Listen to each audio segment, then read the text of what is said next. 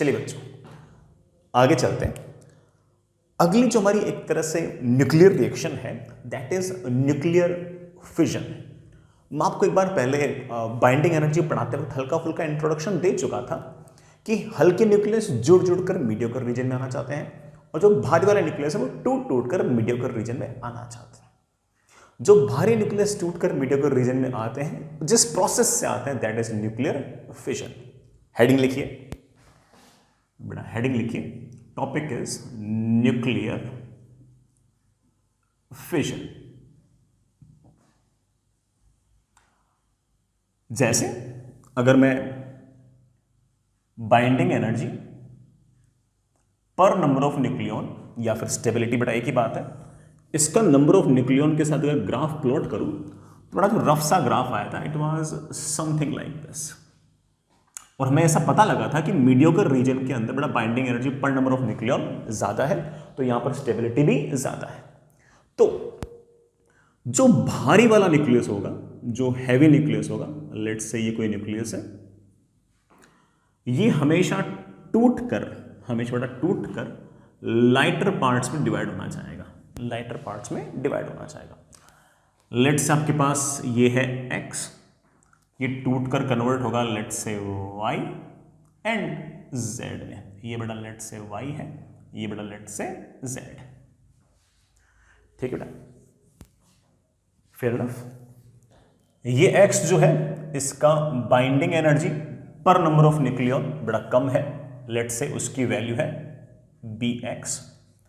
y और z ज्यादा stable है, मान लीजिए बेटा y की जो बाइंडिंग एनर्जी पर नंबर ऑफ न्यूक्लियन है लेट्स से इट इज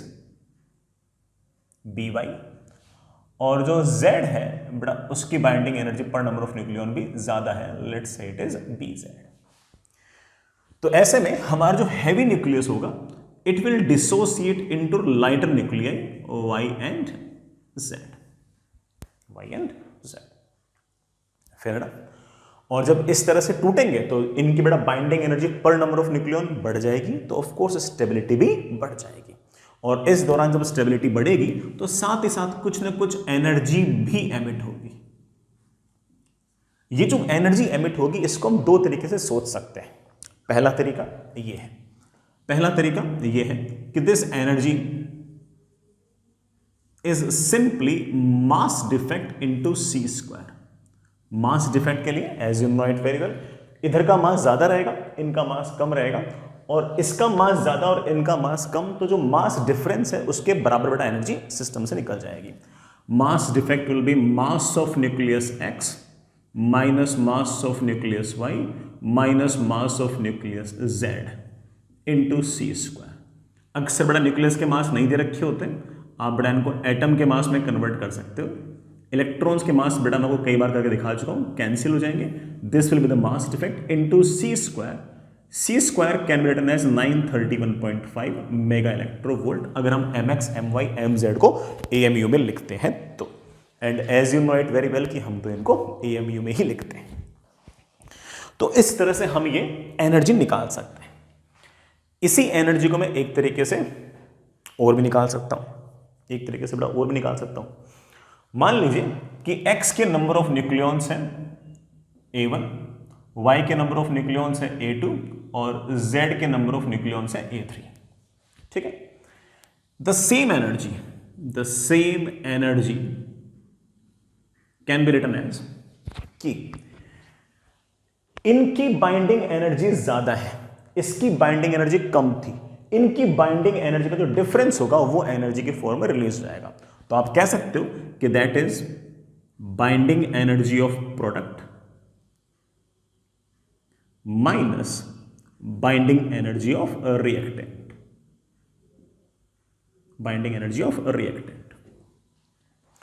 ठीक है ना।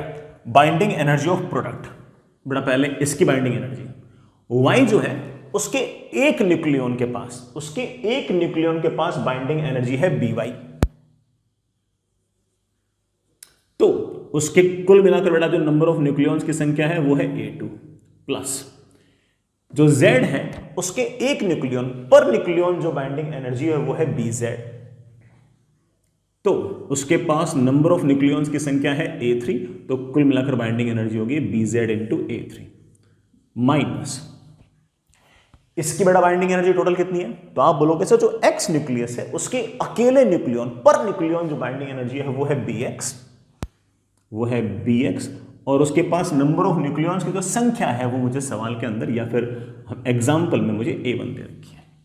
तो इसी एनर्जी को हम दो तरीके से सोच सकते हैं कि जो एनर्जी रिलीज होगी that energy can be thought in two ways. One is of course mass defect into c square and another is of course binding energies का डिफरेंस। अक्सर सवालों के अंदर बाइंडिंग एनर्जी पर नंबर ऑफ न्यूक्लियॉन दे रखी होती है, तो न्यूक्लियॉन्स की संख्या से मल्टीप्लाई करके हम लोग टोटल बाइंडिंग एनर्जी निकाल सकते हैं और उन बाइंडिंग एनर्जीज के डिफरेंस से हम एनर्जी रिलीज भी निकाल सकते हैं। तो ये है हमारा न्यूक्लियर फिजन का बेसिकली मेन फंडा। आप इसमें एक बात लिख सकते हो कि जो हैवियर न्यूक्लियस है वो डिसोसिएट होता है लाइटर न्यूक्लियस के अंदर, और इस दौरान उसका मास हल्का सा कम होता है और एनर्जी रिलीज होती है। This entire process is known as nuclear fission. एक लाइन लिखना बेटा,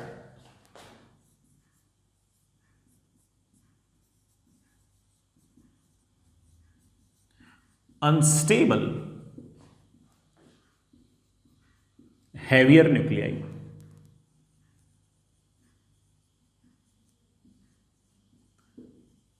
may dissociate या disintegrate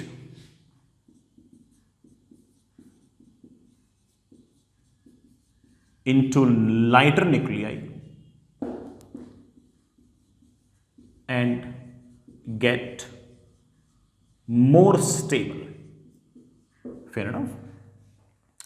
इस दौरान एनर्जी भी रिलीज होगी,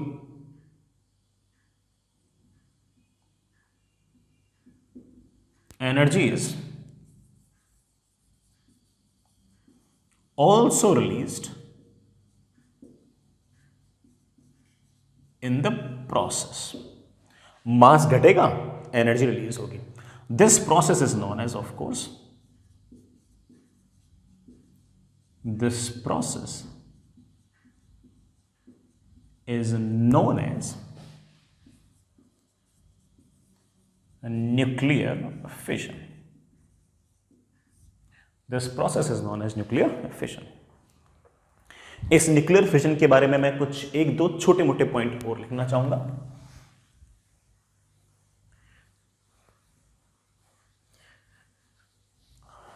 बड़ा कुछ ना कुछ पॉइंट्स लिखना चाहूंगा. पहला कि अगर ये न्यूक्लियर फिशन अपने आप हो रहा है, हमें कुछ करने की जरूरत नहीं है, स्पॉन्टेनियसली हो रहा है, तो वी नो दैट कि कोई न्यूक्लियस अगर अपने आप टूट रहा है, हमें कुछ करने की जरूरत नहीं है बेटा. It is also known as radio activity. तो अगर आप कह सकते हो कि अगर स्पॉन्टेनियस डिसइंटीग्रेशन है, then it is of course radio activity. यह हम पहले से बेटा पढ़ भी चुके हैं. और दूसरी बात, अगर ये रिएक्शन हमने करवाई है, इस पर कोई न्यूट्रॉन बम्बार्ड करके या फिर इस पर कोई प्रोटॉन बम्बार्ड करके हमने ये रिएक्शन कराई है, हमने इंड्यूस किया इस रिएक्शन को, तो उस केस में हम बोलेंगे कि ये जो रिएक्शन है ये इंड्यूस्ड रिएक्शन है. क्या है बेटा? Induced reaction. अगर हमने on emission of neutron and proton on heavy nucleus, बेटा न्यूक्लियस पर, हैवी न्यूक्लियस पर हमने न्यूट्रॉन या प्रोटॉन बम्बार्ड किया, और उसके बाद अगर ये रिएक्शन हुई है, उस केस में हम बोलेंगे it is basically induced nuclear fission. फिर ये इंड्यूस्ड न्यूक्लियर फिशन है. Fair enough. अगली बात, इस रिएक्शन के अंदर हमेशा मास घटेगा, और जो मास घटेगा वो ऑफ कोर्स एनर्जी के फॉर्म में लिबरेट होगा. तो आप कह सकते हो mass will decrease. Sir mass कहां चला गया? But of course mass energy में कन्वर्ट हो गया. By which formula? E is equals to mc square. और हम जानते हैं कि the mass has been converted into energy, and that will be the energy released. बेटा वही हमारी एनर्जी रिलीज्ड होगी। ये जो भारी वाला न्यूक्लियस जिन दो न्यूक्लियस के अंदर टूटा है या तीन में टूटा है, उनकी साइज रफली सेम होगी। रफली सेम होगी मतलब ऐसा नहीं कि बेटा एक मीडियोकर रीजन में हो और एक लाइटर रीजन में हो, दोनों के दोनों मीडियोकर रीजन में होंगे और उनके साइजेस जो होंगे वो कंपेरेबल होंगे। तो आप कह सकते हो कि daughter nuclei are of comparable sizes. Daughter nuclei जो है बेटा वो कंपेरेबल साइजेस के होंगे। यहां तक बेटा ठीक है। जो डॉटर न्यूक्लियाई है बेटा वो बनने के दौरान of course alpha beta gamma particles भी अपने अंदर से निकाल सकते हैं। तो जो भी डॉटर न्यूक्लियाई बन रहे हैं वो बीच में एक एक्साइटेड स्टेट पे हो सकते हैं और उस एक्साइटेड स्टेट से ग्राउंड स्टेट में आने के दौरान अपने अंदर से अल्फा बीटा गामा पार्टिकल्स भी निकाल सकते हैं। These daughter nuclei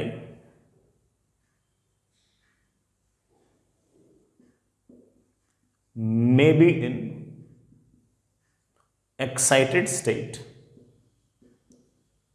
and while coming in ground state they may emit alpha beta gamma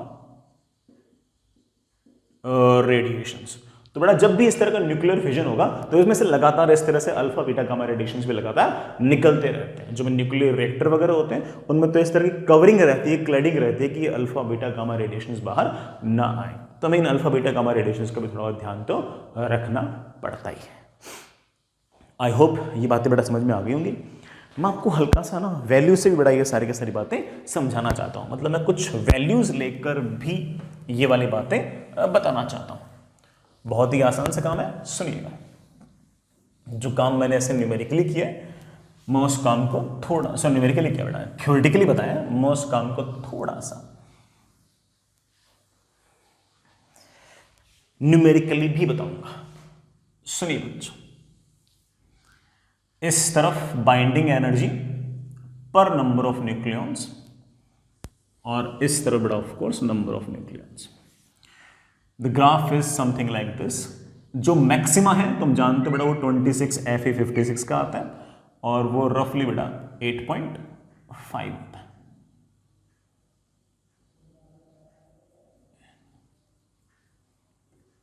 8.5 8.7 के आसपास 8.7 के आसपास बेटा उसकी वैल्यू होती है। ठीक है, मान लीजिए बेटा आपके पास कोई एलिमेंट है X, वो टूट रहा है। जो X है उसकी बाइंडिंग एनर्जी पर नंबर ऑफ न्यूक्लियॉन जो है लेट्स से इट इज 7.6। ये टूटा किसी में, लेट्स बेटा आपके पास जिसमें टूटा उसमें एक जना Y है और एक जना Z है। जो Y है उसकी बाइंडिंग एनर्जी पर नंबर ऑफ न्यूक्लियॉन बेटा लेट्स से 8.1 है और जो Z है उसकी बाइंडिंग एनर्जी पर number of nucleon let's say बेटा 8.3 है। ठीक है, ठीक है बच्चों। ये बेटा जो यूनिट है इसकी इट इज मेगा इलेक्ट्रोवोल्ट।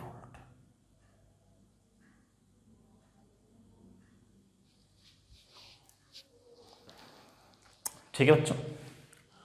अब जो X है let's say this is X 230 which has been divided into Y and Z। Let's say बेटा Y का जो एटॉमिक मास है बेटा वो 130 है और Z का जो एटॉमिक नंबर जो है मास नंबर जो है बेटा वो 100 है। इसका मास नंबर 130, इसका मास नंबर 100। तो X का मास नंबर है 230, इसका मतलब इसके पास 230 नंबर ऑफ न्यूक्लियॉन्स है। Y के पास बेटा नंबर ऑफ न्यूक्लियॉन्स 130 है और Z के पास नंबर ऑफ न्यूक्लियॉन्स 100 है। Fair enough. मैं आपसे कहूं कि इस पूरे के पूरे प्रोसेस में कितनी एनर्जी रिलीज होगी, तो आप कहोगे सर पूरे के प्रोसेस में जो एनर्जी रिलीज होगी that will B of course binding energy of product minus binding energy of reactant. Product की बाइंडिंग एनर्जी क्या है, पहले वाई की निकालते हैं। वाई के एक न्यूक्लियस के पास वाई के एक न्यूक्लियन के पास बाइंडिंग एनर्जी है 8.1 और ऐसे उसके पास कितने नंबर ऑफ न्यूक्लियंस है, दैट इज 130 प्लस Z को देखो, Z के एक न्यूक्लियन के पास चाहे वो न्यूट्रॉन हो चाहे प्रोटॉन हो, पर न्यूक्लियन जो बाइंडिंग एनर्जी है वो है 8.3 और उसके पास नंबर ऑफ न्यूक्लियंस की जो संख्या है बेटा that is of course 100 minus हमारा जो रिएक्टेंट है जो X है उसकी टोटल बाइंडिंग एनर्जी कितनी है। आप बोलोगे सर एक न्यूक्लियन के पास बाइंडिंग एनर्जी पर न्यूक्लियन जो है वो तो 7.6 है और ऐसे कितने न्यूक्लियंस है उसके पास बेटा, ऐसे उसके पास 230 न्यूक्लियंस है बेटा। ये तो ऑफ कोर्स 830 आ गया और 8.1 इंटू 130 ये 1053 आ गया, ये 1053 आ गया माइनस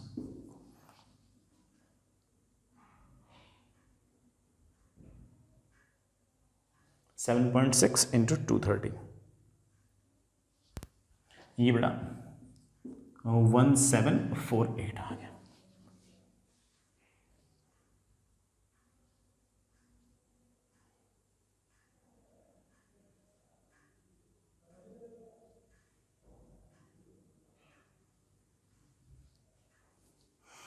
ये बेटा मेरे पास जो एनर्जी रिलीज्ड है वो 135 मेगा इलेक्ट्रोवोल्ट है। तो इसका मतलब एक अकेले एक्स के न्यूक्लियस के टूटने पर 135 मेगा इलेक्ट्रोवोल्ट एनर्जी रिलीज हो रही है और ये अच्छी खासी एनर्जी बेटा, तगड़ी एनर्जी है। आपको सर तगड़ी कैसी है, ये तो बहुत छोटी एनर्जी है, ये तो इलेक्ट्रोवोल्ट में है सर, भले ही मेगा में हो लेकिन ये तो बहुत छोटी एनर्जी है।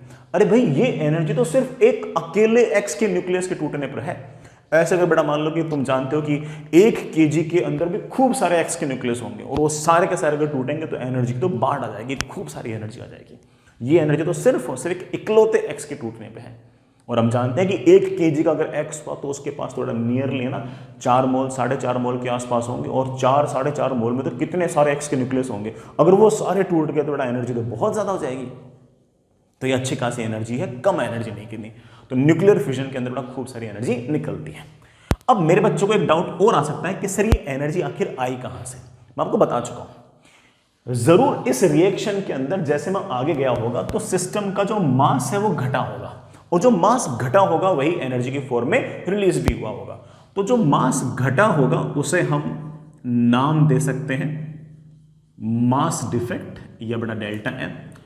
हालांकि बेटा मैं जानता हूं उस मास डिफेक्ट की जो वैल्यू होगी बेटा that will B mx minus my minus mz।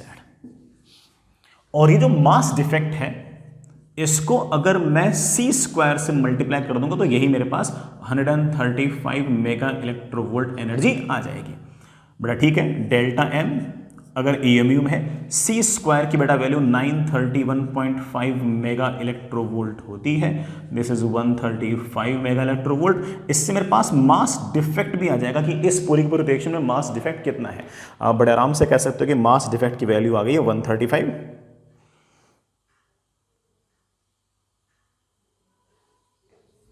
इसको बड़ा नीचे लेके आना, दैट इज 0.145 AMU। इसका मतलब पूरी की पूरी रिएक्शन के अंदर इतना मास गायब हुआ है और जो मास गायब हुआ है वही मास रेस्पॉन्सिबल है इस एनर्जी के लिए। तो इस एनर्जी को सोचने के दो तरीके हो गए बेटा, क्या, एक तो बाइंडिंग एनर्जी और एक ऑफ कोर्स मास डिफेक्ट। दोनों से जो रिजल्ट आता है वो एग्जैक्टली सेम रहेगा, रिजल्ट में कोई बड़ा फर्क नहीं है। ठीक है बच्चों, चलिए ये तो बात हुई न्यूक्लियर फिजन की थ्योरी की। अब प्रैक्टिकल बात पे आते हैं बेटा। एक्चुअली हमारे जो जितने भी न्यूक्लियर रिएक्टर हैं वो यूरेनियम 92-235 पर काम करते हैं। वो किस तरह से काम करते हैं, उनमें कौन सी रिएक्शन होती है, उसको हम धीरे धीरे देखते हैं। बहुत सारे एटम बॉम्ब भी बेटा एग्जैक्टली इसी फंडे पे हैं, और जो न्यूक्लियर रिएक्टर है बेटा वो भी एग्जैक्टली इसी रिएक्शन पर बेस्ड है। रिएक्शन बेटा देखिएगा, सुनिएगा, बहुत ही आसान सी है। सबसे पहले हम बेटा यूरेनियम 92-235 लेंगे। ये जो यूरेनियम 92-235 है बेटा ये अपने आप नहीं टूटेगा, हमें इंड्यूस्ड रिएक्शन करानी पड़ेगी। हम इस पर एक न्यूट्रॉन फेंक देंगे। जिस न्यूट्रॉन को हम फेंक रहे हैं बेटा उसे हम एक नाम दे रहे हैं थर्मल न्यूट्रॉन। बेटा बहुत कम एनर्जी के साथ है, दैट इज 0.025 इलेक्ट्रोवोल्ट। इतनी सी एनर्जी के साथ ये न्यूट्रॉन आएगा और यूरेनियम के अंदर एम्बेडेड हो जाएगा। जैसे यूरेनियम के अंदर एम्बेडेड होगा बेटा it will convert into uranium 92-236। ये जो यूरेनियम 92-236 है ये थोड़ा ज्यादा अनस्टेबल है, और इसकी अनस्टेबिलिटी के कारण it can dissociate into let's say barium plus krypton plus बेटा कुछ न्यूट्रॉन्स भी निकलेंगे बेटा, बेरियम 156, 141, 36, 92 और साथ में 3 न्यूट्रॉन और निकल जाएंगे। बेटा एक बार चार्ज और मास बेटा बैलेंस कर लेना, 56, 36, 92 हो जाएगा, 141 एंड 92 बेटा 233 हो जाएगा, 233 एंड 3 बेटा 236 हो जाएगा। मैं ये नहीं कह रहा कि बेटा सिर्फ और सिर्फ इसी तरह के आइसोटोप बन सकते हैं, और भी आइसोटोप बन सकते हैं, कोई दिक्कत नहीं। इसी तरह से इसके टूट कर बेटा और भी तरह की रिएक्शन आ सकती है। ऐसे भी आ सकती है कि जेनॉन प्लस स्ट्रेंशियम प्लस 2 न्यूट्रॉन आ सकते हैं। जेनॉन का जो आइसोटोप बेटा अक्सर बनता है दैट इज 54-140, स्ट्रोंशियम का जो बनता है दैट इज 38-94। इस तरह से, और ऐसी एन नंबर ऑफ रिएक्शंस हो सकती हैं। ऐसा नहीं कि बेटा सिर्फ हो, जो मैंने 2 रिएक्शन लिखी है वही हो सकती है, और भी खूब सारी तरह की रिएक्शंस हो सकती हैं। और इस पूरी की पूरी रिएक्शन के अंदर इसका मास ज्यादा होगा और इनका मास कम होगा, और जो मास डिफरेंस होगा बेटा, जो मास डिफरेंस होगा वही हमारा मास डिफेक्ट है, और जो मास डिफेक्ट है बेटा ऑफ कोर्स वो सारा एनर्जी में ट्रांसफर हो जाएगा। फिर है ना, मैं एक छोटी सी बात और बोलता हूं कि एग्जैक्टली रिएक्शन हुई कैसे, सुनना। मैं बेटा इन पे वापस आऊंगा इन वैल्यूज पे। ये मान लीजिए बेटा आपके पास यूरेनियम है, दिस इज यूरेनियम 235। खूब सारे न्यूट्रॉन्स प्रोटॉन्स बेटा ऐसे पड़े, और ये यूरेनियम 92-235 जो है ये रिलेटिवली बेटा स्टेबल ही है, इतनी आसानी से टूटेगा नहीं, ठीक है। इस पर मैंने एक न्यूट्रॉन जो है वो बम्बार्ड कर दिया। ये जो न्यूट्रॉन आ रहा है ये हमारा थर्मल न्यूट्रॉन है, ये हमारा थर्मल न्यूट्रॉन है, और स्पेसिफिकली बेटा रफली 0.025 इलेक्ट्रोवोल्ट के ऑर्डर में इसके पास एनर्जी होनी चाहिए। अगर इससे कम एनर्जी हुई तो बेटा ये इसके अंदर एम्बेडेड नहीं होगा, और इससे बेटा अगर मान लो कि बहुत ज्यादा एनर्जी हो गई तो ये न्यूट्रॉन जो है ये इस न्यूक्लियस को पार भी कर सकता है, ठीक है। तो हम चाहते हैं कि ये न्यूट्रॉन अंदर धंस जाए, तो इसकी एनर्जी बेटा स्पेसिफिकली इतनी या इसके ऑर्डर में होनी चाहिए। जैसे ये न्यूट्रॉन इसके अंदर जाएगा तो हमारा जो न्यूक्लियस है उसकी साइज बेटा बढ़ जाएगी, it will become like this,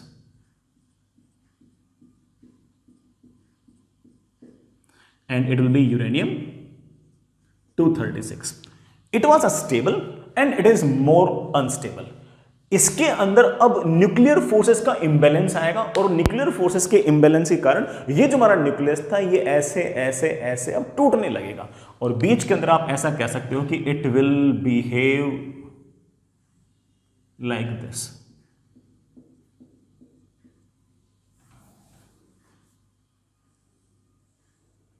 It will behave like this. It will behave like this. और एक स्टेप बाद ही बेटा इसके 2 न्यूक्लियस बन जाएंगे ऐसे,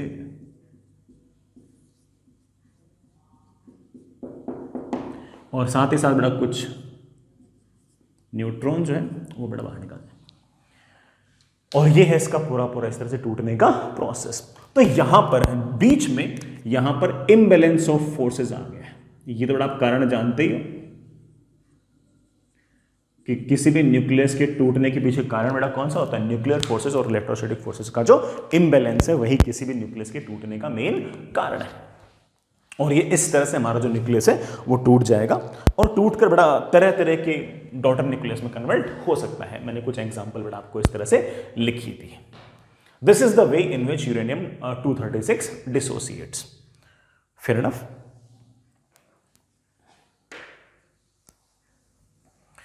मैं यहां पर एक बात कह सकता हूं बेटा, मैं एक बात बहुत क्लियर कर दूं बच्चों कि ऐसा नहीं कि सिर्फ ये दो रिएक्शन होंगी, ऐसे खूब सारी रिएक्शन हो सकती हैं, खूब सारी हो सकती है बेटा। मैंने तो ऐसे दो याद में दो लिख दी, खूब सारी रिएक्शन हो सकती है और हर रिएक्शन में से बेटा 2 न्यूट्रॉन, 3 न्यूट्रॉन, 1 न्यूट्रॉन, 5 न्यूट्रॉन, कितने भी निकल सकते हैं, 4-5 न्यूट्रॉन तक निकल सकते हैं। ये जो न्यूट्रॉन्स निकल रहे हैं इनका एवरेज बेटा 2.5 आता है। 2.5 neutrons on an average are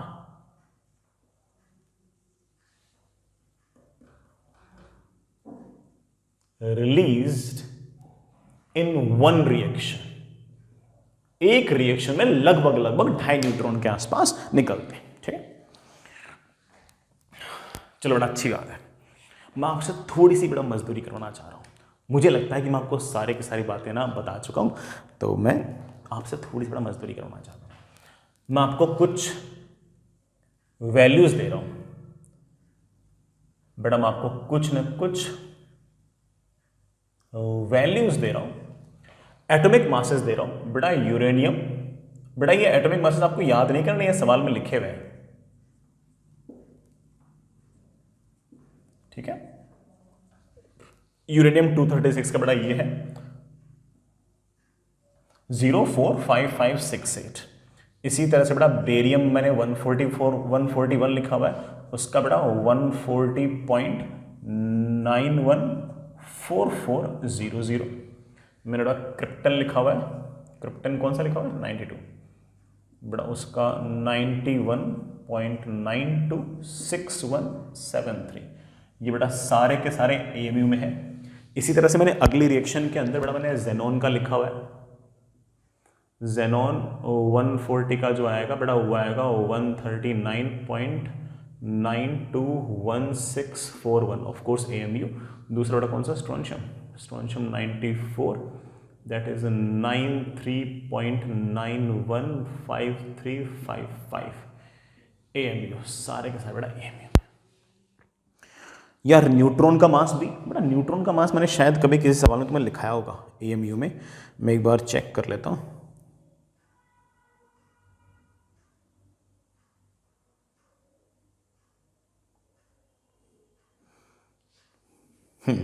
बड़ा न्यूट्रॉन का जो मास है बड़ा वो लिख देना 1.008665 AMU.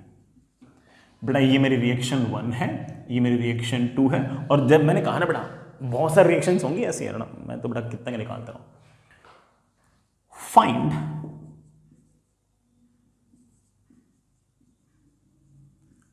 Mass defect and energy released in these two reactions, in these two nuclear reactions. इन दो न्यूक्लियर रिएक्शन के अंदर बड़ा मास डिफेक्ट कितना है और क्यू वैल्यू या बड़ा एनर्जी कितनी रिलीज हुई है। पहले बड़ा रिएक्शन 1 के लिए कर लो, फिर रिएक्शन 2 के लिए कर लो, और ऐसे कोई और रिएक्शन बेटा अपनी एनसीईआरटी में कहीं लिखी हो तो उसके लिए भी कर सकते हो। सिर्फ और सिर्फ आपको एटॉमिक मासेस की जरूरत पड़ेगी, बस और कुछ नहीं। पहले वाले ही करते हैं बेटा, पहले वाले ही करते हैं। पहला सवाल निपटाते हैं। मास डिफेक्ट मुझसे पूछा है, पक्की बात है बेटा, मास डिफेक्ट विल बी, इसका मास ज्यादा होगा, इन तीनों का मिलाकर मास कम होगा, पक्की बात तय है। और जो मास का डिफरेंस है वही हमारा मास डिफेक्ट है। मैं कह सकता हूं कि mass of uranium nucleus minus mass of barium nucleus minus mass of krypton nucleus -3 times mass of neutron.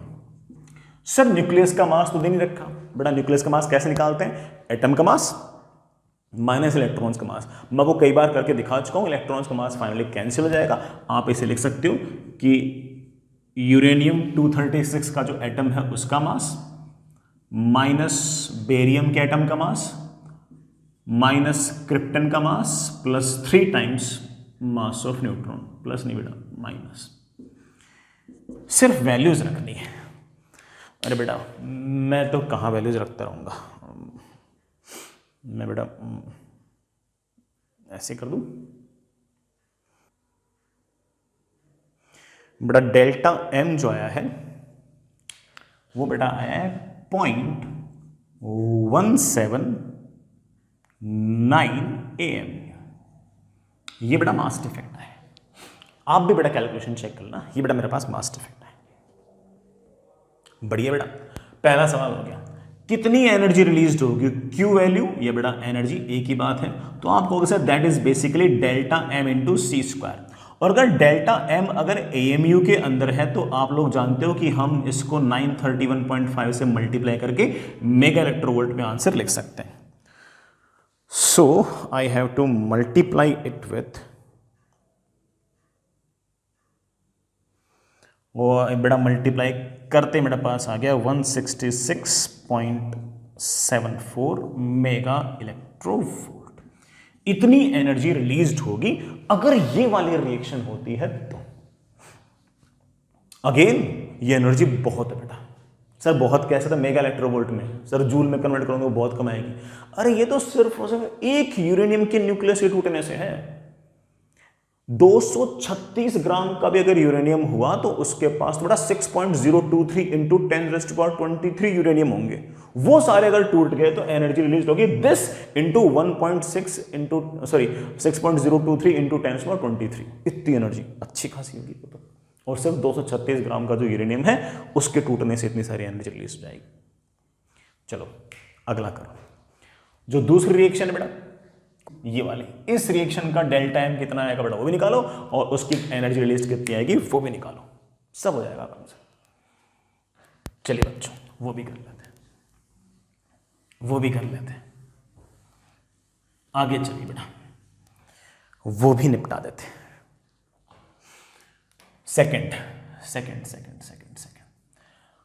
Second में अगेन मुझे लगता है कि जो यूरेनियम 236 है उसका मास ज्यादा रहेगा, इन तीनों का मिलाकर मास कम होगा, और जो मास डिफरेंस है वही बड़ा वही आपका मास डिफेक्ट है।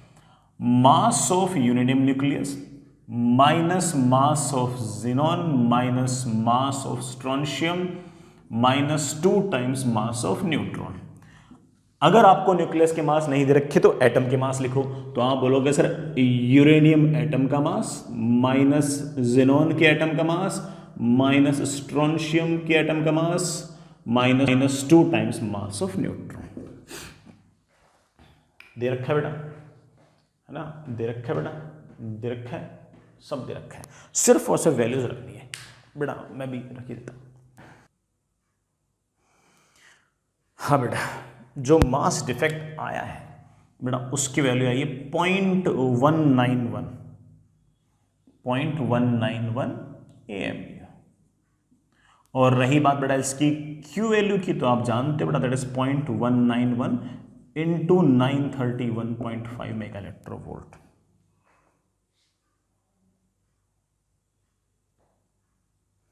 बेटा ये आया मेरे पास 178.15 मेगा इलेक्ट्रोवोल्ट। अगर इस रिएक्शन से अगर यूरेनियम टूटता है तो जो एनर्जी रिलीज होगी बेटा it will be like this, again enough energy. ये तो बेटा मैंने 2 रिएक्शन निकाली है। ऐसे बेटा आपके पास कोई और रिएक्शन लिखी हो, एनसीईआरटी में कोई और रिएक्शन लिखी हो, आप उनके भी बेटा बड़े आराम से क्यू वैल्यूज निकाल सकते हैं। और मोर और लेस जो क्यू वैल्यूज हैं बेटा वो ऐसे ही है ना 200 के आसपास ही आती रहती है बेटा। 200 से कम, 150 से 200 के बीच की ही बेटा इस तरह की वैल्यूज आती रहती हैं। इन सब का अगर आप एवरेज निकालते हो, जितनी रिएक्शंस हो रही है उन सब का अगर आप एवरेज निकालते हो तो यूरेनियम वाले केस में क्यू वैल्यू का जो एवरेज आता है बेटा वो लगभग 190 मेगा इलेक्ट्रोवोल्ट आता है। कि एक यूरेनियम 92 टू 236 के टूटने पर रफली 190 मेगा इलेक्ट्रोवोल्ट की एनर्जी रिलीज होती है। जेई ने, खासतौर से आईआईटी एडवांस ने तो कुछ सवालों के अंदर 200 मेगा इलेक्ट्रोवोल्ट भी लिखा रखा था, क्योंकि 200 मेगा इलेक्ट्रोवोल्ट से ऑफकोर्स कैलकुलेशन करनी हल्की सी आसान पड़ती है। बल्कि आप ऐसे याद रखने के लिए आप ऐसा कह सकते हो कि एवरेज जो है वो 190 मेगा इलेक्ट्रोवोल्ट के आसपास आता है। बेटा मेरी तो 178 वैल्यू आई, लेकिन और भी बहुत सारे रिएक्शंस हैं, उनमें से कईयों की जो की वैल्यू होगी वो ऑफ कोर्स 190 से ज़्यादा भी आएंगी, तो उन सब का जो एवरेज आएगा वो बेटा 190 मेगा इलेक्ट्रोवोल्ट आएगा।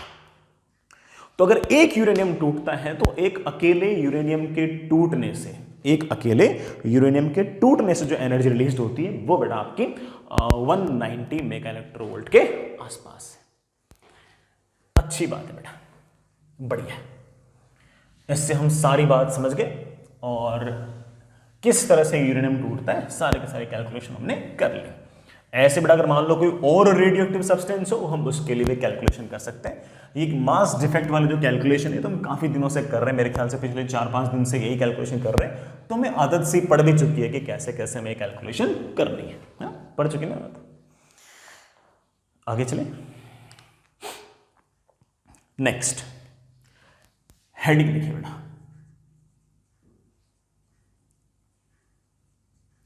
Next is chain reaction.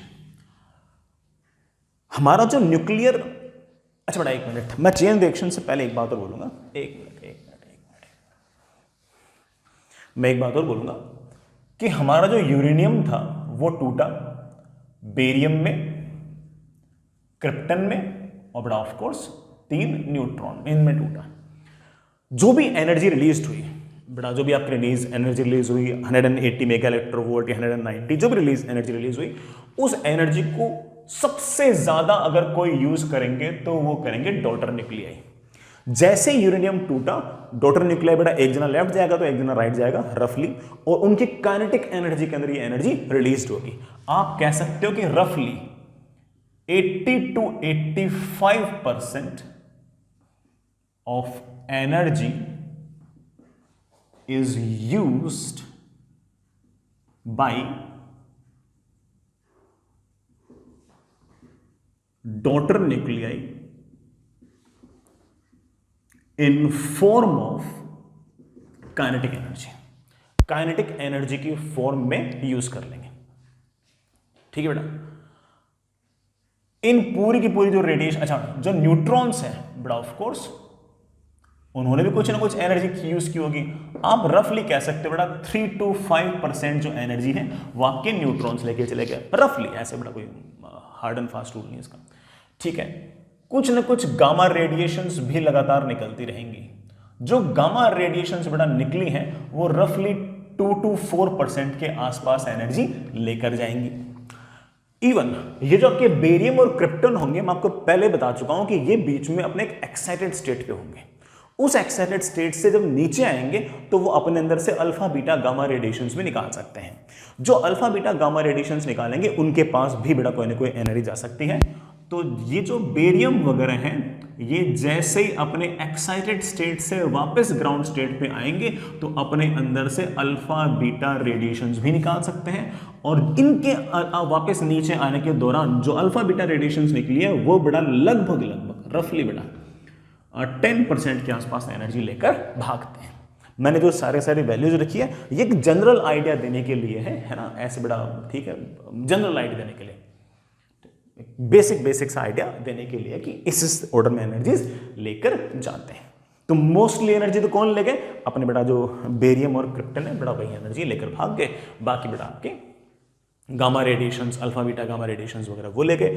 थोड़ी बहुत बेटा एनर्जी आपके न्यूट्रॉन्स ले गए। तो ये सारी के सारी हमारी कहानी है कि एनर्जी कौन कौन यूज करेगा। आगे चले, नेक्स्ट इज चेन रिएक्शन। सुनिए बेटा, मान लीजिए कि आपके पास ये एक यूरेनियम, इस यूरेनियम पर हम लोगों ने हमारा जो थर्मल न्यूट्रॉन था वो डाला। जैसे डाला तो ऑफ कोर्स यूरेनियम टूटा। ये यूरेनियम टूटा तो ऑफ कोर्स इसमें से 2 या 3 न्यूट्रॉन निकले। मान लेते हैं कि इसमें से 2 न्यूट्रॉन निकले। ये जो 2 न्यूट्रॉन होंगे, ऑफ कोर्स पूरे पूरे सैंपल में एक अकेला यूरेनियम न्यूक्लियस थोड़ी है, हजारों करोड़ों अरबों खरबों न्यूक्लियस है। तो ये जो 2 न्यूट्रॉन होंगे ये किसी 2 न्यूक्लियस पर, 2 यूरेनियम के न्यूक्लियस पर फिर से अटैक करेंगे। जैसे इस पर अटैक करेंगे वैसे ही ये न्यूक्लियस फिर से टूटेगा। ये न्यूक्लियस जैसे ही टूटेगा ये अपने अंदर से 2 न्यूट्रॉन निकालेंगे। ये यूरेनियम टूटेगा तो डॉटर न्यूक्लियस के साथ साथ ये अपने अंदर से 2 न्यूट्रॉन और निकालेंगे। ये जो 2 न्यूट्रॉन होंगे बट ऑफ कोर्स ये किसी एक न्यूक्लियस को और तोड़ेगा, ये किसी न्यूक्लियस को और तोड़ेगा। तो ये ये न्यूट्रॉन जाकर एक यूरेनियम को तोड़ेंगे, ये न्यूट्रॉन जाकर किसी एक यूरेनियम को और तोड़ेगा, ये न्यूट्रॉन बेटा किसी एक यूरेनियम को और एक्साइट करेगा, ये वाला जो न्यूट्रॉन है ये ऑफ कोर्स किसी न किसी और न्यूट्रॉन और यूरेनियम को तोड़ेगा। जैसे ये यूरेनियम टूटेगा इसके अंदर से बेटा ऑफ कोर्स 2 न्यूट्रॉन निकलेंगे, इसमें से बेटा फिर से 2 न्यूट्रॉन निकलेंगे, इसमें से बेटा 2 न्यूट्रॉन ऐसे निकलेंगे, बेटा इसमें से 2 न्यूट्रॉन ऐसे निकलेंगे। एक न्यूट्रॉन से एक यूरेनियम टूटा, फिर उससे 2 न्यूट्रॉन निकले, वो फिर 2 यूरेनियम तोड़ेंगे, फिर 4, फिर 8, फिर 16, फिर 32, फिर बड़ा लगातार। और आप जानते हो कि पहले यूरेनियम के टूटते ही लगभग 190 मेगा इलेक्ट्रोवोल्ट एनर्जी निकलेगी।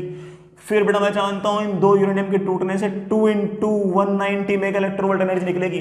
फिर इसके बाद मैं जानता हूं कि 4 × 190 मेगा इलेक्ट्रोवोल्ट एनर्जी निकलेगी। फिर अगले वाले 8 जो टूटेंगे उनके टूटने पर 8 × 190 मेगा इलेक्ट्रोवोल्ट एनर्जी निकलेगी। ऐसे ही थोड़ी देर में with in fraction of seconds इतनी सारी रिएक्शन हो जाएंगी और हर रिएक्शन के अंदर एनर्जी फटाफट बहुत सारी रिलीज हो रही है। इतनी सारी एनर्जी अगर इतने अनकंट्रोल्ड तरह से एक साथ निकली तो this is the atom bomb. बेटा this is the concept of atom bomb. इसके अंदर हमारा जो रिएक्शन है वो अनकंट्रोल्ड है, ये एक तरह से हमारा चेन रिएक्शन है और ये अनकंट्रोल्ड है और इसमें एनर्जी जो फटाफट निकल रही है, लगातार निकलती जा रही है और ये एनर्जी निकल रही है ये एक साथ जैसे निकलेगी तो ऑफ कोर्स आस पड़ोस के रीजन को जला सकती है, टेम्परेचर बढ़ा सकती है, उस रीजन में कोई भी चीज आएगी वो पिघल जाएगी and this is the concept of atom bomb. और इसके अंदर तो मैंने सिर्फ और सिर्फ ये कहा कि 2 न्यूट्रॉन निकल रहे हैं, एक्चुअल तो हम जानते हैं कि 3 भी निकल सकते हैं, तो उसमें तो और रैपिडली होगा, बड़ा उसमें तो और रैपिडली होगा। और यहां पर मैं एक टर्म डिफाइन कर रहा हूं के, इस वाले रिएक्शन में, और के की वैल्यू बेटा हमारे इस डायग्राम में 2 है। के की वैल्यू 2 है, इस बात का मतलब यह है कि एक यूरेनियम के टूटने पर 2 न्यूट्रॉन निकल रहे हैं, फिर वो 2 यूरेनियम है वो अगले फिर 2 यूरेनियम को तोड़ रहा है, फिर वो 2 यूरेनियम को तोड़ रहा है, फिर वो 2 यूरेनियम को तोड़ रहा है। 2 जो है ये है कि एक स्टेज पर 2 यूरेनियम टूटे, उसके अगले स्टेज पर 4 टूटे, तो 4/2 will be our value of K. It is our multiplicity factor, it is our multiplicity factor कि एक स्टेज पर कितने यूरेनियम टूटे, उससे पहले वाले स्टेज पर कितने यूरेनियम टूटे, इन दोनों का जो रेशियो है this ratio is our multiplicity factor. और हम जानते हैं कि हमारा जो मल्टीप्लिसिटी फैक्टर है तो 2 रहेगा, 3 रहेगा या 2 और 3 के बीच में कुछ रहेगा, और इस कारण तो फटाफट सारे यूरेनियम टूट जाएंगे और फटाक से बड़ा बहुत सारी एनर्जी निकलेगी। क्योंकि एक यूरेनियम की टूटने पर एनर्जी 190 निकल रही है, तो बड़ा लगभग 50-60 रिएक्शन अगर ऐसी होगी तो तुम जान सकते हो कितने सारे यूरेनियम टूट जाएंगे, और इतने सारे अगर यूरेनियम टूटेंगे तो ऑफकोर्स खूब सारी एनर्जी निकलेगी। एक स्टेज पर कितने, अब अगले स्टेज पर कितने यूरेनियम टूटेंगे, 8 divide by 4 is our multiplicity factor. और हमारा जो रिएक्शन है ये इस तरह से अनकंट्रोल्ड हो गई है। क्या हो गई बेटा, अनकंट्रोल्ड। आई होप तुम समझ गए। This reaction is our chain reaction. ये बेटा हमारा जो रिएक्शन है ये हमारी चेन रिएक्शन है, ये बेटा हमारी चेन रिएक्शन। चलिए बेटा, ये रिएक्शन चेन रिएक्शन तो है, मगर हम इसे कंट्रोल भी कर सकते हैं और अनकंट्रोल्ड भी रख सकते हैं। अगर अनकंट्रोल्ड है तो that is our atom bomb, और अगर कंट्रोल्ड है तो that is our nuclear reactor. चलिए दोनों को लिखते हैं। सबसे पहले कंट्रोल्ड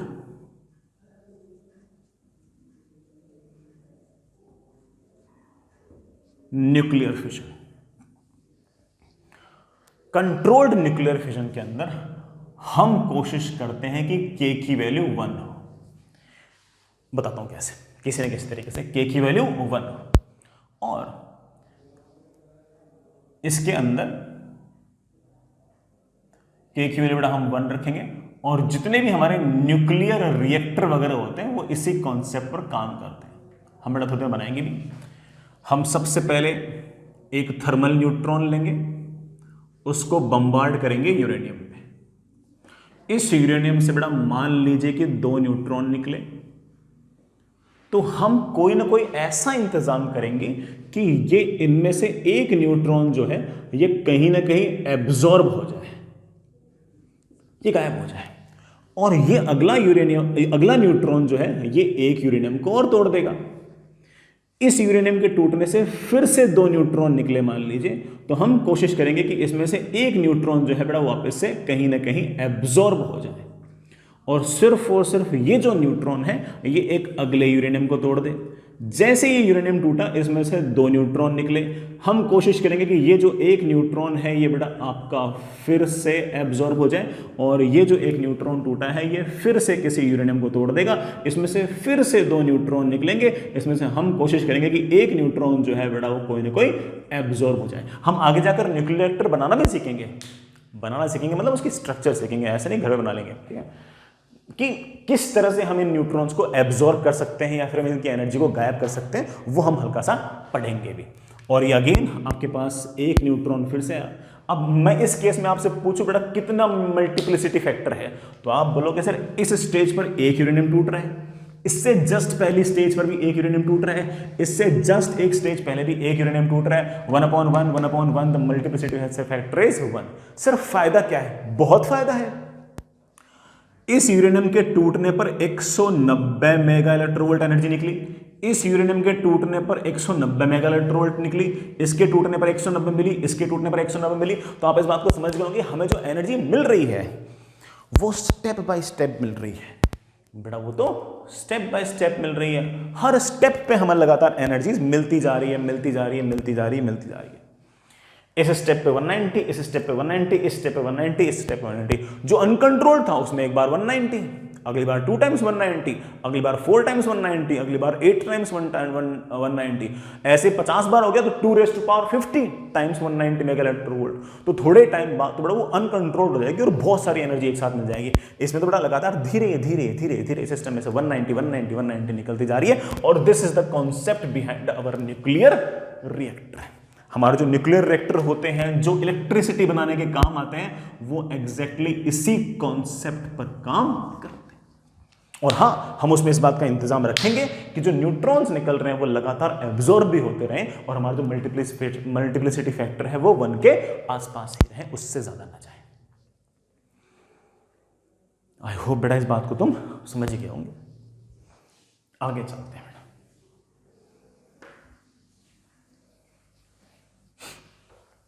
आगे चलते हैं।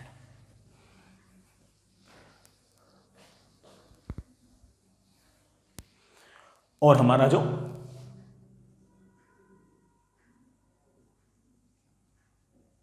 अनकंट्रोल्ड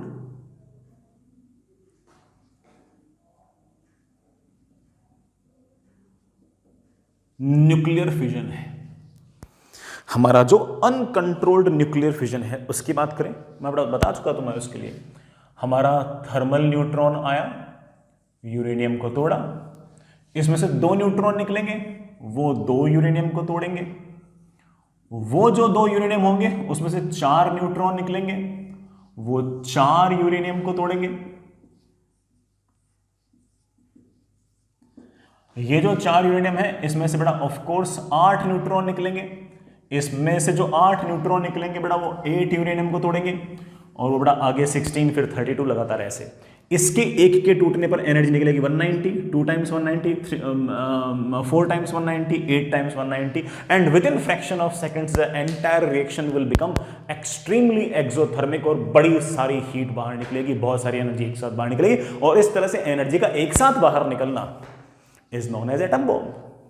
वही एनर्जी जब धीरे धीरे मिल रही थी तो इतनी कंस्ट्रक्टिव थी कि हम उसे बड़े आराम से, बड़े प्यार से अच्छे अच्छे काम में यूज ले सकते थे, इलेक्ट्रिसिटी के फॉर्म में यूज ले पा रहे थे।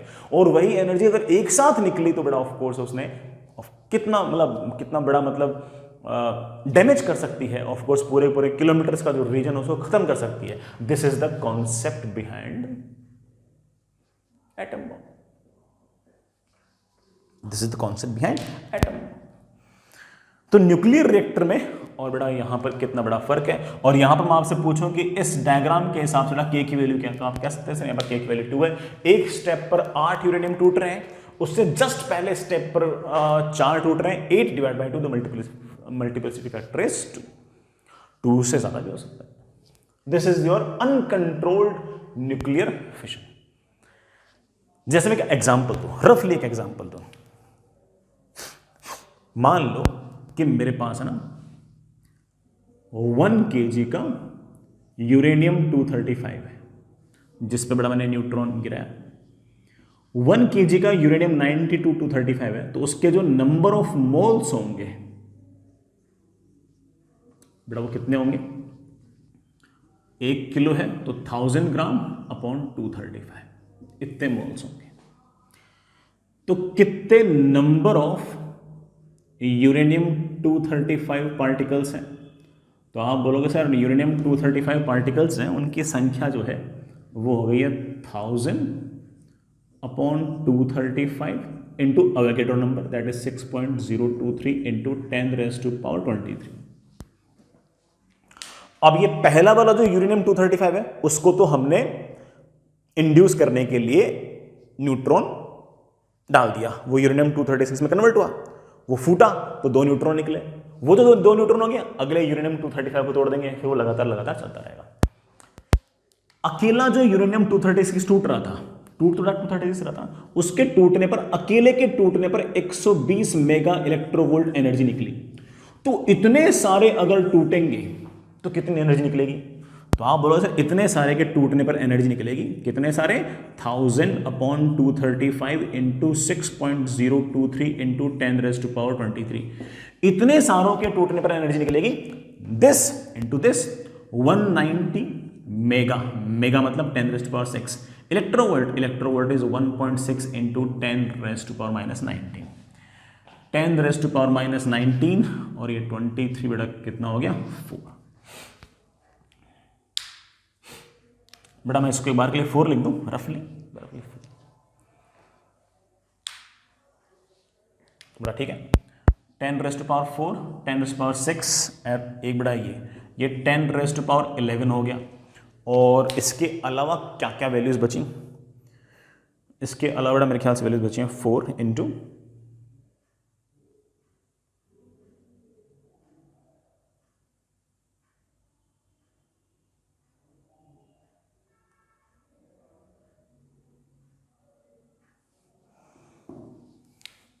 बड़ा लगभग 750 के आसपास. तो बड़ा ये मेरे ख्याल से 75 इंटू 10⁻12 जूल्स.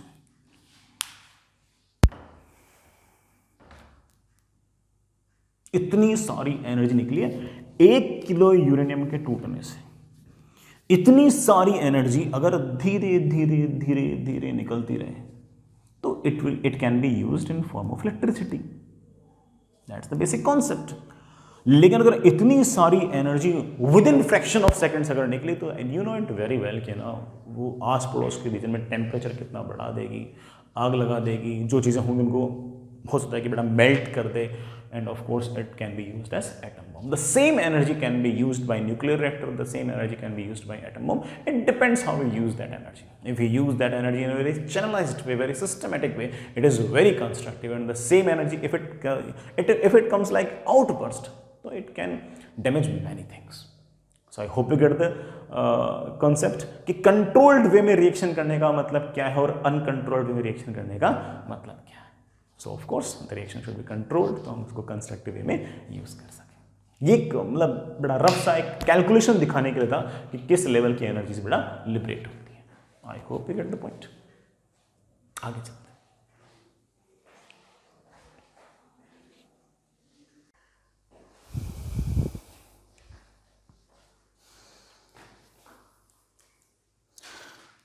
चलिए बच्चों, नेक्स्ट इज न्यूक्लियर रिएक्टर. हम लोग न्यूक्लियर रिएक्टर बनाना सीखते हैं.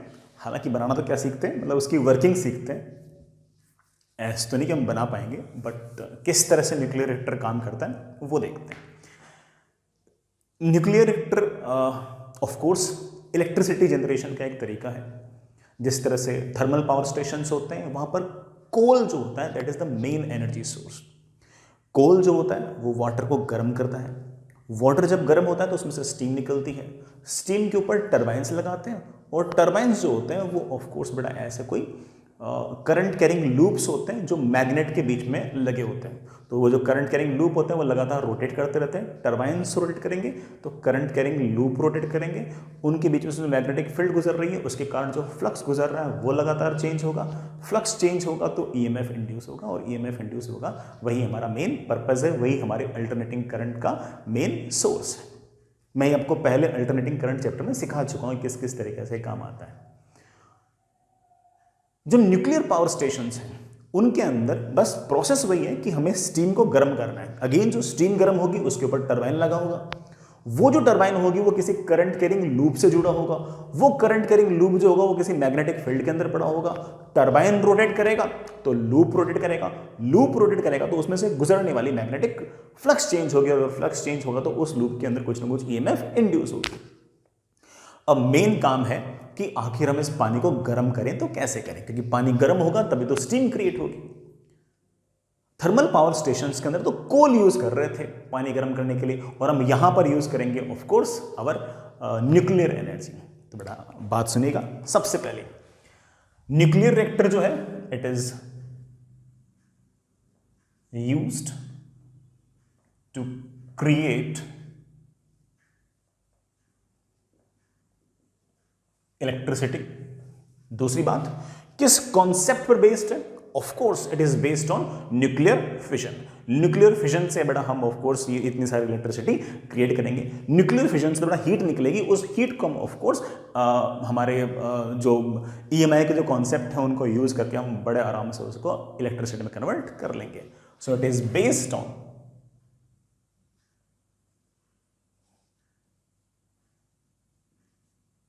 Nuclear fission. ये बड़ा न्यूक्लियर फिजन की रिएक्शन पर बेस्ड।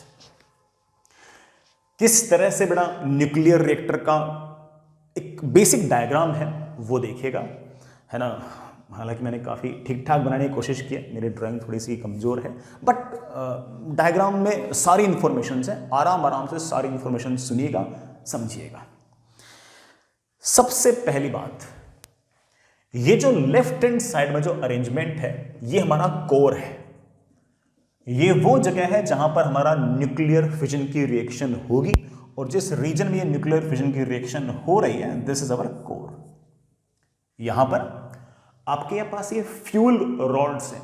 फ्यूल रॉड्स आपका वो यूरेनियम 235 है जो हम यूज करने वाले हैं। तो यहां फ्यूल रॉड भी कह सकते हो या फिर यूरेनियम रॉड भी कह सकते हो। ये जो फ्यूल रॉड्स या फिर यूरेनियम रॉड्स हैं, हम इनको एक मटेरियल के अंदर दबा के रखेंगे। चारों तरफ बेटा मटेरियल रहेगा। That material is known as moderator. किस काम आता है देखेंगे, चिंता मत कीजिए, ठीक है बेटा। इसके अंदर हमने कुछ ना कुछ इस तरह से रॉड्स जो है वो गांठ रखी है। ये जो रॉड्स गांठ रखी है इनका हमने नाम दे रखा है कंट्रोल रॉड। अब बात सुनिएगा, मेन पर्पज ये है कि सबसे पहले हम किसी एक जो न्यूक्लियर रॉड है, जो हमारे पास यूरेनियम रॉड है, उस पर न्यूट्रॉन बम्बार्ड करेंगे। ऐसा न्यूट्रॉन जिसके पास एनर्जी जो है वो लगभग 1 इलेक्ट्रोवोल्ट या फिर 0.025 इलेक्ट्रोवोल्ट के ऑर्डर में हो। जैसे वो यूरेनियम टूटेगा, फिर अगला यूरेनियम टूटा, फिर अगला यूरेनियम टूटा, फिर अगला यूरेनियम टूटा, लगातार यूरेनियम टूटते जाएंगे, टूटते जाएंगे, टूटते जाएंगे, और हर यूरेनियम के टूटने से लगातार रफली 190 मेगा इलेक्ट्रोवोल्ट एनर्जी लगातार क्रिएट होगी। 190 मेगा इलेक्ट्रोवोल्ट अगर एनर्जी अगर लगातार क्रिएट होगी तो ये जो हमारा कोर है ये लगातार गर्म होगा, गर्म होगा, गर्म होगा, गर्म होगा। तो यूरेनियम के टूटने से जो हीट निकल रही है वो हमारा मेन एनर्जी का सोर्स है। हमने क्या किया कि ये जो अरेंजमेंट जैसे जैसे जैसे लगातार गर्म हुआ, यूरेनियम्स के टूटने से लगातार गर्म हुआ, तो इसके चारों तरफ से हमने एक कूलेंट डाल दिया। कूलेंट मतलब simply running water. Simply running water, एक पंप यूज कर रखा बेटा हमने यहां पर। ये बेटा पंप है, और इस पंप का काम सिर्फ और सिर्फ ठंडा पानी भेजना है। कि कोल्ड वाटर भेज दो। ये कोल्ड वाटर आया आया आया आया आया आया, ये जो अरेंजमेंट है जिसके अंदर यूरेनियम का लगातार फिजन हो रहा है और उस यूरेनियम के फिजन के कारण लगातार एनर्जी निकल रही है, तो ये सिस्टम लगातार गर्म होगा। ये गर्म होगा तो इसके साइड से जो रनिंग वाटर जा रहा है वो रनिंग वाटर भी गर्म होगा और ये रनिंग वाटर जो है लगातार चलते चलते चलते चलते आगे जाएगा। आते वक्त पानी ठंडा था और जिस चैम्बर के अंदर आपकी ये जो न्यूक्लियर फिजन की रिएक्शन हो रही थी वो चैम्बर लगातार गर्म होता गया, वो चैम्बर लगातार गर्म होता गया, तो उसके साइडों से जो पानी निकला है ये पानी भी बेटा लगातार गर्म होगा और ये गर्म पानी लगातार आगे चलता जाएगा। देखा आपने, पानी आपने डाला था ठंडा और वो ठंडा पानी लगातार गर्म होते होते होते यहां से बाहर निकल रहा है। इट मीन्स दैट कि इस पानी ने जो न्यूक्लियर रिएक्शन थी, ये जो न्यूक्लियर रिएक्शन थी उसमें से लगातार एनर्जी निकाले जा रहा है। ये जो हॉट वाटर था ये लगातार बेटा आगे आया और इसके आगे का जो अरेंजमेंट है उसका वैसे हमारे न्यूक्लियर रिएक्शन से कोई लेना देना नहीं है, लेकिन आगे कैसे काम करता है सुनिएगा।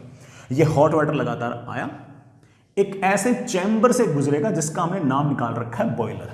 बॉयलर कोई बहुत हाई फाई चीज नहीं, सिंपल सी चीज है कि एक ऐसा चैम्बर है जिसके अंदर पानी पड़ा है और ये जो पाइप जिसके अंदर गर्म पानी है ये बेटा इसके अंदर से हमने यूं गुजार रखी है, ऐसे करते करते करते करते।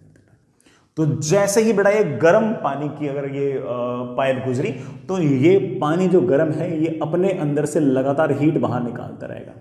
ये गर्म पानी जैसे जैसे अपने अंदर से हीट बाहर निकालता जाएगा तो इसके बाहर यहां पर बेटा वाटर पड़ा है, ये वाटर है, सिंपल वाटर। ये वाटर लगातार गर्म होगा, ये वाटर लगातार गर्म होगा तो ऑफ कोर्स इसकी स्टीम बनेगी। जो स्टीम बनी उसको हमने बाहर निकाल लिया, जो स्टीम बनी उसको हमने बाहर निकाला। देखा, मेन पर्पस ही स्टीम बनाना था। थर्मल पावर स्टेशन में यही स्टीम बना रहे थे हम कोल को जला के, और अब ये स्टीम बना रहे हैं बेटा किससे? हमारे न्यूक्लियर फिजन की रिएक्शन से। न्यूक्लियर फिजन की रिएक्शन हुई, हमारा जो चैम्बर था वो गर्म हुआ, चैम्बर गर्म हुआ तो चैम्बर के साइड से हमने बेटा रनिंग वाटर निकाल दिया, पानी आया ठंडा था, चैम्बर में से हीट लगातार बाहर निकलती गई। जो हीट लगातार बाहर निकलती गई वो पानी को लगातार गर्म करती गई। वो गर्म पानी चलते पाइप के थ्रू यूं जा रहा था। ये गर्म पानी जैसे से बड़ा पाइप के थ्रू जा रहा था, एक बॉयलर में से गुजरा, उस बॉयलर के अंदर सिंपल पानी पड़ा था। वो जो पानी है वो लगातार गर्म होगा तो उसमें से लगातार स्टीम बनेगी। ये स्टीम बेटा चलते हमने इस टरबाइन के ऊपर से गुजार दी। ये तो सिंपल टरबाइन से बेटा, सिंपल टरबाइन से पंखे हैं, फैंस हैं, और जैसे बड़ा स्टीम आएगी बड़ा पंखों को लगातार ऐसे रोटेट कराएगी। ये पंखे लगातार अगर इस तरह से रोटेट करेंगे तो आगे जाके हम इसको किसी करंट कैरिंग कोयल से जोड़ देंगे। जैसे जैसे ये पंखे रोटेट करेंगे वो वो जो कोयल थी वो रोटेट करेगी। अगर वो रोटेट करेगी तो ऑफकोर्स उसमें से गुजरने वाला जो मैग्नेटिक फ्लक्स होगा वो लगातार चेंज होगा, और मैग्नेटिक फ्लक्स लगातार चेंज होगा तो कुछ ना कुछ ईएमएफ इंड्यूस होती रहेगी। सिंपल। अभी पूरी बात सुनना। फिर ये जो स्टीम थी बड़ा गरम स्टीम आती गई। इस स्टीम को बड़ा ठंडा करने के लिए मैंने एक जुगाड़ कर लिया कि इस स्टीम को मैंने जिस पाइप से गुजार रहा हूं उस पाइप को बेटा मैंने एक और चेंबर में से गुजार दिया जिस चेंबर के अंदर पानी बहुत ठंडा है। तो ये जो ठंडा पानी होगा लगातार इस स्टीम का टेम्परेचर कम करेगा और कभी न कभी बेटा स्टीम को वापस से वाटर में कन्वर्ट कर देगा, मतलब कंडेंस कर देगा। इसलिए इस चेंबर का नाम निकाल दिया है क्या? कंडेंसर। यार बच्चों क्या निकाल दिया? कंडेंसर। और स्टीम जो थी बेटा वापस ऑफ कोर्स पानी में कन्वर्ट हो जाएगी, और जो ठंडा पानी है हम वापस से यहाँ भेज देंगे। जो ठंडा पानी आपने बेटा वापस से यहाँ पर भेजा है उसको वापस से ये जो पानी दूसरा आ रहा है, ये वाला पानी कहाँ से आ रहा है? ये वाला पानी हमारा कोर से आ रहा है। ये कोर से आता हुआ पानी जो गर्म पानी है ये जैसे जैसे गुजरेगा ये पानी बेटा वापस से गर्म होगा, ये पानी वापस से गर्म होगा, स्टीम की फॉर्म में जाएगा। ये जो स्टीम गई है ये टरबाइन से टकराएगी, जो टरबाइन घूमेगा तो बेटा वहां पर एक लूप होगा, कंडक्टिंग लूप होगा, वो घूमेगा, वो मैग्नेटिक फील्ड गुजर रही होगी उसके अंदर से, उसके कारण उसमें से फ्लक्स चेंज होगा तो उसमें ईएमएफ इंड्यूस होगी। यही स्टीम बेटा वापस से हमने ठंडे पानी से गुजारी तो स्टीम वापस से कंडेंस होगी, इसलिए हमने इस चैम्बर का क्या नाम निकाल दिया? कंडेंसर। और जैसे बेटा वापस आपकी स्टीम वापस से बेटा कंडेंस होकर वाटर में कन्वर्ट हुई, वही वाटर वापस से यहां पर आ गया। तो ये लगातार सिस्टम यहां पर चलता रहा। I hope that's okay. आप लोगों से बिल्कुल सिंपल लग रहा, कोई बहुत बड़ा टफ टास्क नहीं है।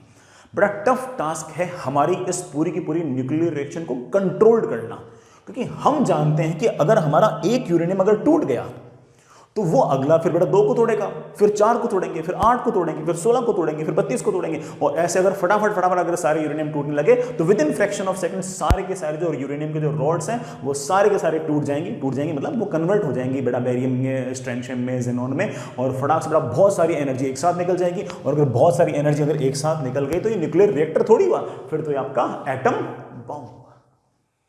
तो सर मुझे इस रिएक्शन को किसी तरीके से कंट्रोल करना होगा, बिल्कुल, और कंट्रोल करने के लिए हम बीच में बेटा इस तरह की कुछ रॉड्स यूज करते हैं। जो रॉड्स यूज करते हैं इनका हमने नाम निकाल रखा है कंट्रोल रॉड। कंट्रोल रॉड का काम है सिर्फ और सिर्फ हमारा जो मल्टीप्लिसिटी फैक्टर के था उसको 1 रखना। मतलब एक यूरेनियम के टूटने से जो 2 न्यूट्रॉन निकल रहे हैं उसमें से एक न्यूट्रॉन को वो एब्जॉर्ब कर ले, और एक न्यूट्रॉन जो होगा वो आगे जाके फिर से एक यूरेनियम को तोड़ेगा और कुछ न्यूट्रॉन्स को एब्जॉर्ब कर ले। न्यूट्रॉन एब्जॉर्बिंग मटेरियल यूज करते हैं, और न्यूट्रॉन एब्जॉर्बिंग मटेरियल जो हम यूज करते हैं दैट इज कैडमियम।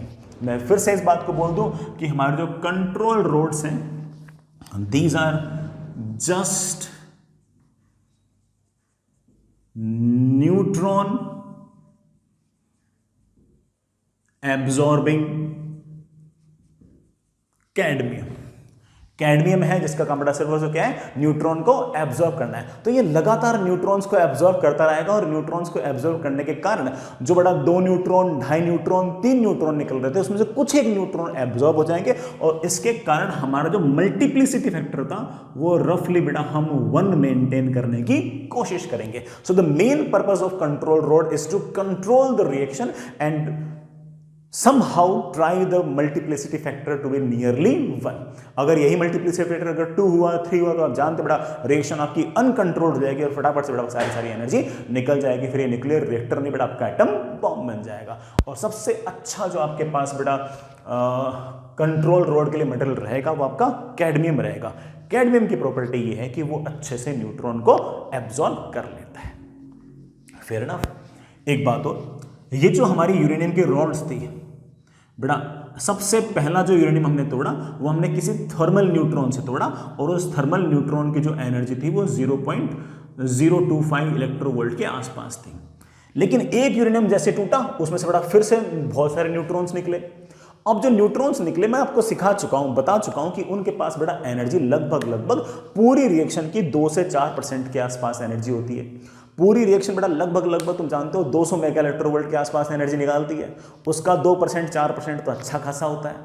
तो उतनी ज़्यादा मेगा इलेक्ट्रोवोल्ट का अगर न्यूट्रॉन निकलेगा तो मैं आपको बता चुका हूं कि उतनी ज़्यादा एनर्जी का जो न्यूट्रॉन है वो यूरेनियम से रिएक्ट ही नहीं करता, बल्कि यूरेनियम के न्यूक्लियस को क्रॉस कर जाता है। तो मुझे किसी तरीके से पहला वाला यूरेनियम टूट गया, लेकिन उस यूरेनियम के टूटने से जो 2 न्यूट्रॉन या 3 न्यूट्रॉन निकले हैं वो तो बहुत हाईली एनर्जेटिक होंगे, उनकी स्पीड तो बहुत ज़्यादा होगी। मुझे किसी तरह से उनकी स्पीड को कम करना है, और मुझे अगर किसी तरह से उनकी अगर स्पीड को कम करना है तो मुझे उन न्यूट्रॉन्स की किसी न किसी से टक्कर करानी पड़ेगी। जिनसे टक्कर करानी पड़ेगी बेटा उसको हम कहते हैं मॉडरेटर। तो बीच में बेटा हमने क्या किया कि इन सारे के सारे रॉड्स को हमने एक मॉडरेटर्स के अंदर गाड़ रखा है। जो मॉडरेटर्स हैं वो अक्सर वाटर होता है, सस्ता जुगाड़ तो क्या है, वाटर या D2O। H2O तो बड़ा वाटर हो गया, D2O जो है ये आपका हैवी वाटर हो गया। बड़ा क्या हो गया है, हैवी वाटर हो गया। हाँ, आप ग्रेफाइट भी यूज कर सकते हो बेटा, बेरिलियम भी यूज कर सकते हो। रफली मैं एक ऐसे कैलकुलेशन के हिसाब से बता रहा हूं कि अगर एक न्यूट्रॉन लगभग 2-3 मेगा इलेक्ट्रोवोल्ट की एनर्जी अगर लेकर निकला है तो बेरिलियम या ग्रेफाइट से अगर मान लो कि 100 के आसपास टक्कर कर लेता है तो इतनी टक्कर के बाद उसकी एनर्जी घटकर उस रेंज में चली जाती है जिस रेंज के अंदर ये न्यूट्रॉन अब अगर यूरेनियम से टकराएगा तो रिएक्शन कर पाएगा। इसी तरह से इस यूरेनियम से निकला हुआ वो न्यूट्रॉन जिसके पास एनर्जी बेटा 2-3 मेगा इलेक्ट्रोवोल्ट के आसपास है, अगर ये D2O से टक्कर करता है और रफली 25 के आसपास टक्कर कर लेता है, 25 के आसपास अगर टक्कर कर लेता है तो उन इनइलास्टिक कोलिजन से उसकी एनर्जी घटते घटते उस ऑर्डर में पहुंच जाती है कि अब अगर ये किसी यूरेनियम से टकराएगा तो उस यूरेनियम को बड़े आराम से ये फिजन करा सकता है, उसका फिजन करा सकता है। सो मॉडरेटर का बड़ा काम क्या है, मॉडरेटर का जो काम है वो है to slow down the emitted neutrons and decrease their energy from mega electrovolts to electrovolts. So the basic purpose of moderator is to slow down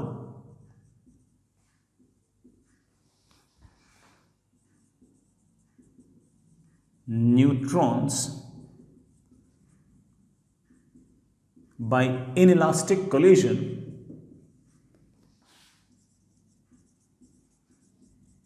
and decrease their kinetic energy from mega electronvolt to electronvolt. Mega electronvolt में क्या दिक्कत थी बेटा? Mega electronvolt में बता चुका हूं, mega electronvolt तो इतनी ज्यादा एनर्जी होती है न्यूट्रॉन की कि बेटा वो न्यूक्लियस को पेनिट्रेट कर जाएगा, मतलब आर पार चला जाएगा। एनर्जी बेटा किस ऑर्डर में होनी चाहिए? इलेक्ट्रोवोल्ट के ऑर्डर में होनी चाहिए, तभी जाकर बेटा का काम बनेगा। आई होप इट्स ओके बेटा, ये बात आपको शायद समझ में तो आएगी ही होगी। ये सारा का सारा अरेंजमेंट है हमारे पूरे के पूरे न्यूक्लियर रिएक्टर का। मैं यहां पर एक बात और बोलूंगा, यूरेनियम लगातार टूट रहा है।